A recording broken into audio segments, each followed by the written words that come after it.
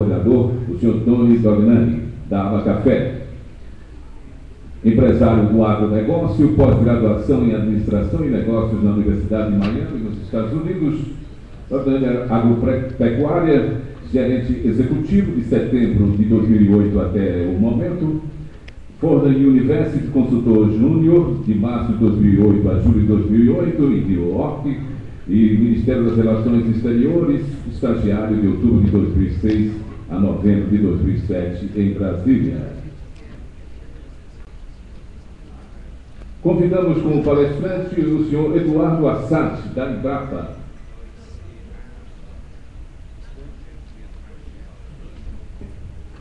Senhor Eduardo Assad, da Embrapa, já está aqui, por favor.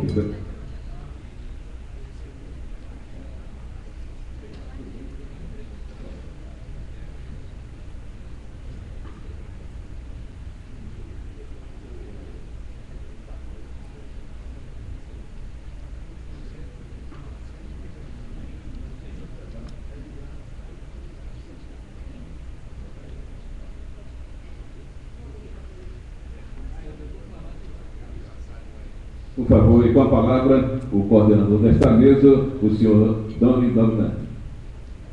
Muito boa tarde a todos, né? Acho que já foi apresentado pelo pessoal aqui. Então, sem delongas, queria apresentar um mini currículo do professor Eduardo Assad, formado em Engenharia em 1979 pela Universidade Federal de Viçosa, mestre e doutor na Universidade de Montpellier, na França, concluiu em 87. Trabalhou nos laboratórios do INVA, de Avignon e do CIRAD, em Montpellier. Especializou em sensoriamento remoto no CNS National d'Études Spatiales, em Toulouse, no ano de 82. É pesquisador da Embrapa desde 87, atuando inicialmente no Centro de Pesquisa Agropecuária do Cerrado, CEPAC, onde criou o Laboratório de Biofísica Ambiental. Foi coordenador da área de recursos naturais da Embrapa Cerrados, secretário executivo do Programa de Recursos Naturais da Embrapa e chefe de pesquisa e desenvolvimento da Embrapa Cerrados. Durante o período de 93 a 2006, foi coordenador técnico nacional de zoneamento agrícola de riscos climáticos no Ministério da Agricultura e, nesse período, criou e coordenou a Rede Nacional de Agrometeorologia. Ele coordena a subrede Clima e Agricultura da Rede Clima do NCTI e é professor do curso de mestrado em agronegócio da Fundação Getúlio Vargas, FGV. Então, aproveitando aqui a deixa do João Lopes Araújo, na verdade, estava comentando aqui que o aquecimento global é uma realidade. Eu, na verdade, eu deixo em voga ainda, eu não sei se é tanto uma realidade assim, muito se fala sobre a questão climática, eu prefiro deixar com quem talvez entenda um pouquinho mais, porque existem todos alguns exemplos para dar introdução à palestra do professor Eduardo, que é o seguinte, a gente tem que, claro que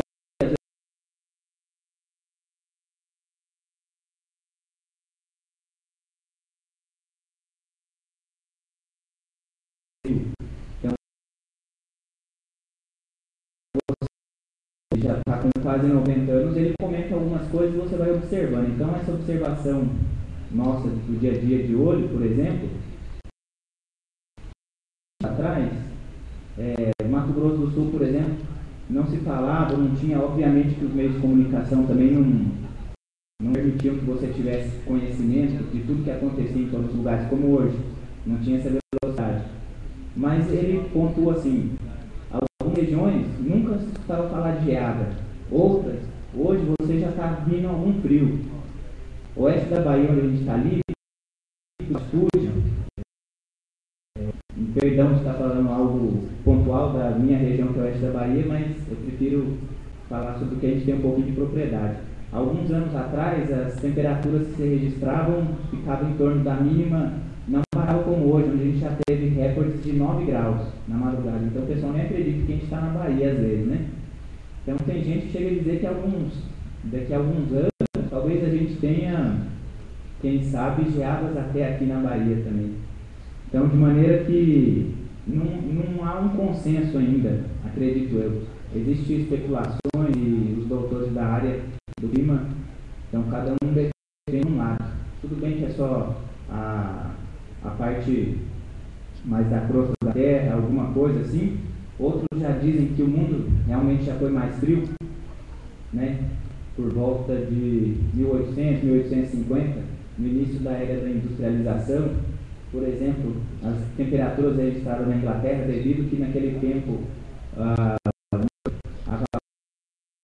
teria muita fuligem na atmosfera e por conta disso o céu ficava ainda mais cinzento.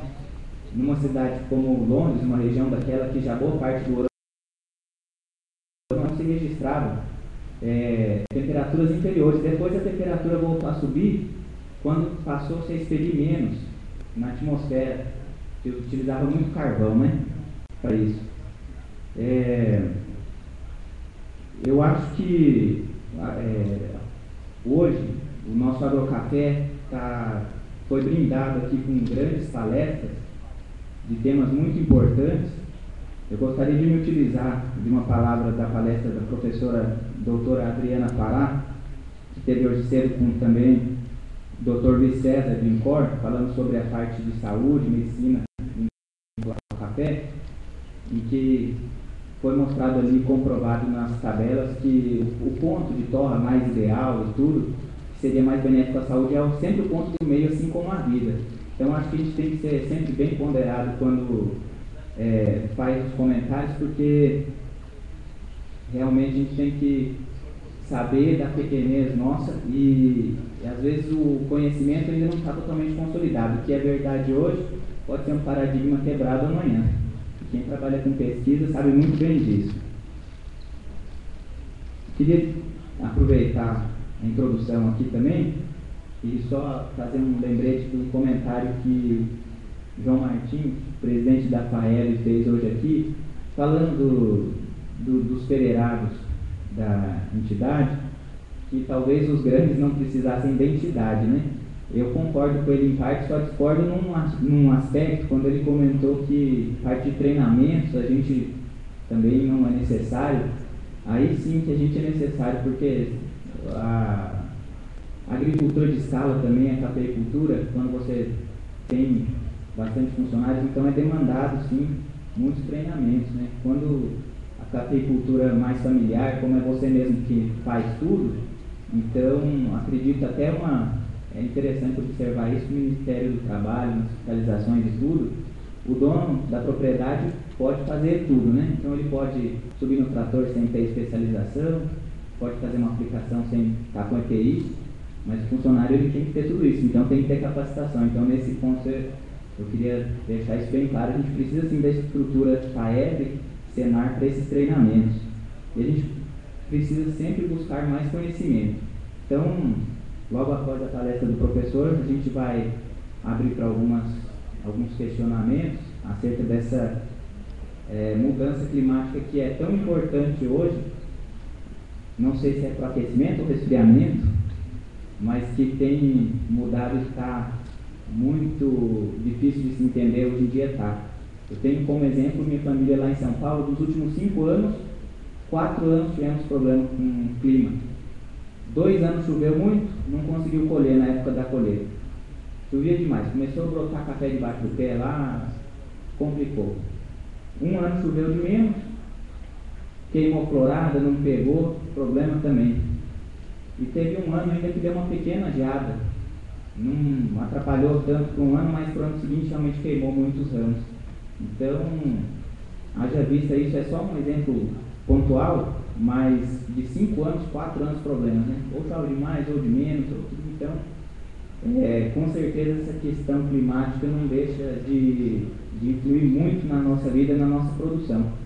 E mesmo aqueles que pensam assim, que vou falar agora pela minoria também, mas a minoria de hoje, talvez a maioria de amanhã, o pessoal do irrigado talvez, seria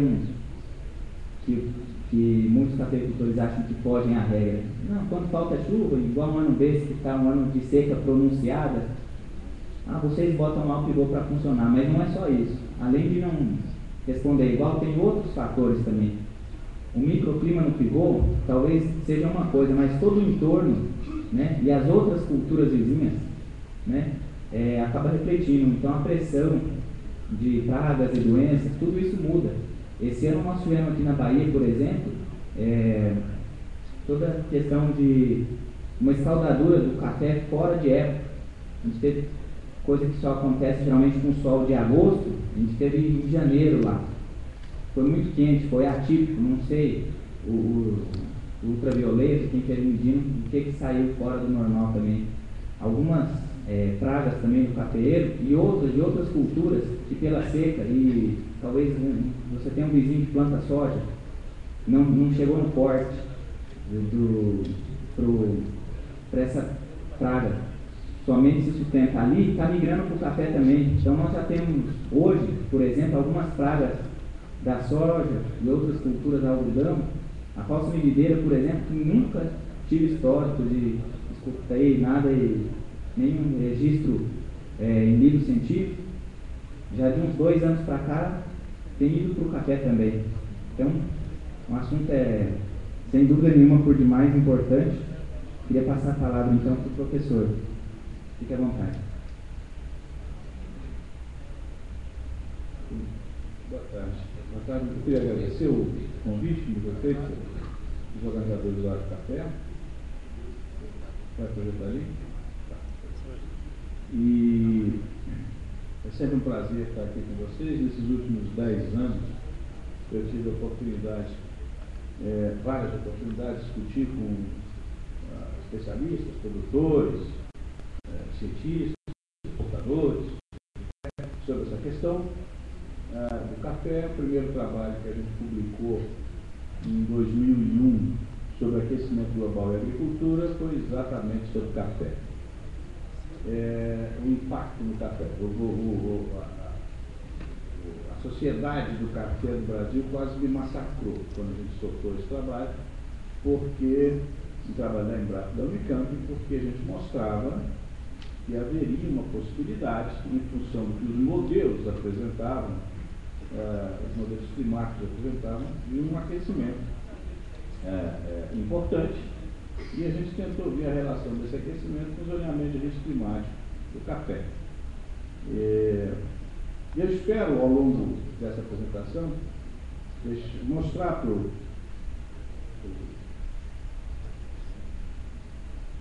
João Doriani e responder às inquietações dele. E espero que deixe claro para você que não está tendo resfriamento, não. Quem está falando isso não está acompanhando. Eu queria dizer para vocês também que eu não acredito em aquecimento global. Eu não acredito em aquecimento global. Não é questão de crença, não é questão de crença, religião. É uma questão de dados, números, pesquisas, comprovações, onde nos últimos 25 anos nós mostramos que alguma coisa está acontecendo no planeta e que essas questões que você colocou de maneira pontual são reações que acontecem no planeta para você poder voltar ao equilíbrio.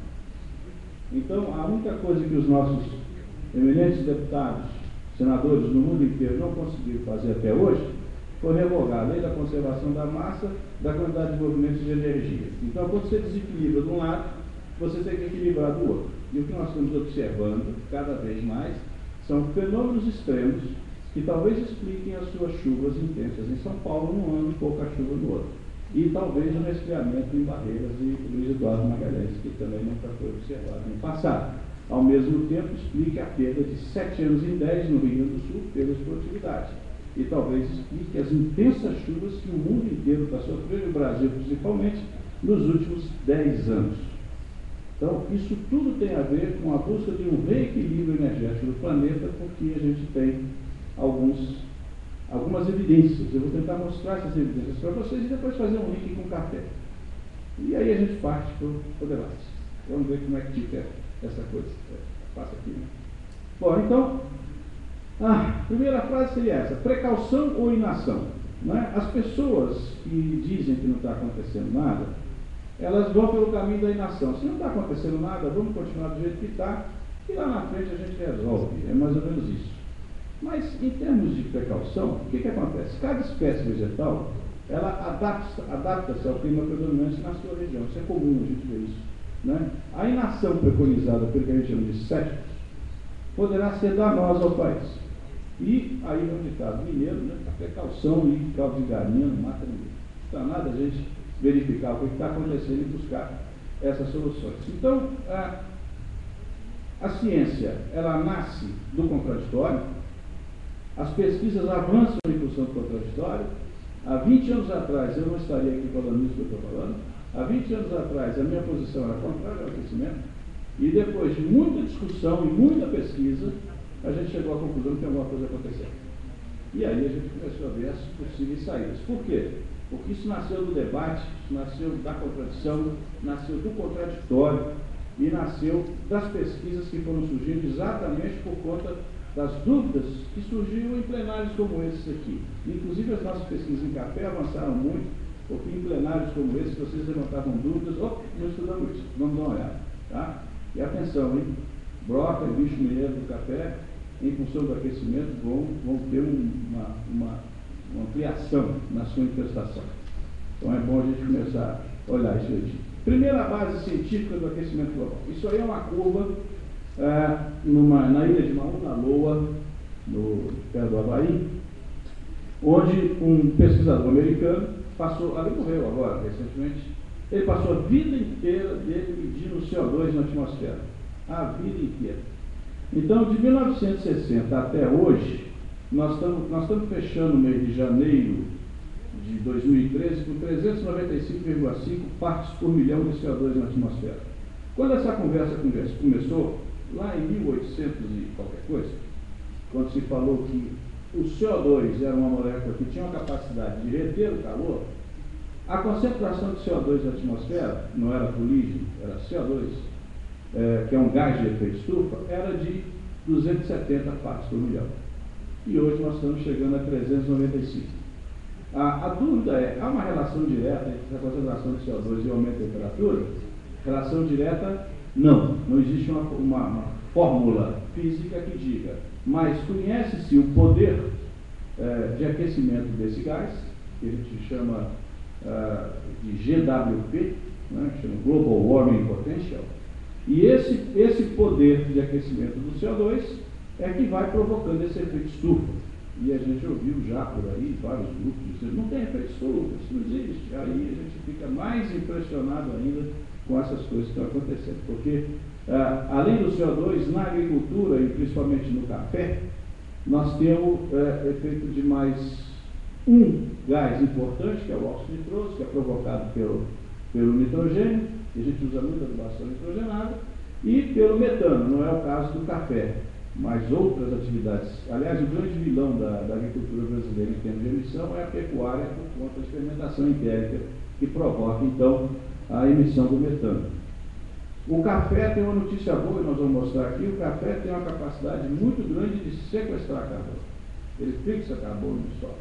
Portanto, o café é bem direcionado nas políticas que nós temos hoje de mitigação de gás de efeito estufa, pode se tornar um sistema agroflorestal altamente eficiente e pode também, além da renda que se tem com a produção de café, ele pode receber por serviço ambiental, né, se a gente começar a medir essas coisas. Nós já temos algumas medições mostrando essa possibilidade. Mas a primeira evidência é essa, o aumento do CO2.